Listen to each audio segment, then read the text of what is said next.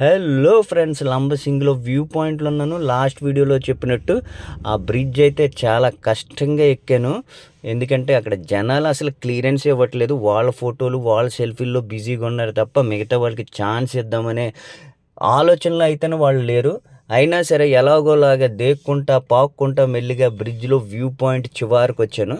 So అక్కడి నుంచి తీస్తున్న వీడియో ఇది చూడండి. ఇదిగో బ్రిడ్జ్, ఆ బ్రిడ్జ్ పైన తీస్తున్నాను. చాలా కష్టంగా ఉంది. చాలా భయం వేసింది. ఎందుకంటే భయం అంటున్నానంటే అక్కడ చివరికి వెళ్ళి ఆ సెల్ ఫోన్ పట్టుకుంటే కింద అంతా పెద్ద లోయ, చెయ్యి అయితే వణికిపోతుంది ఎక్కడ సెల్ వదిలేస్తానని.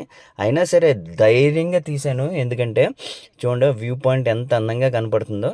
చూసారా, మన కింద ఆకాశం ఉన్నట్టు కనపడుతుంది.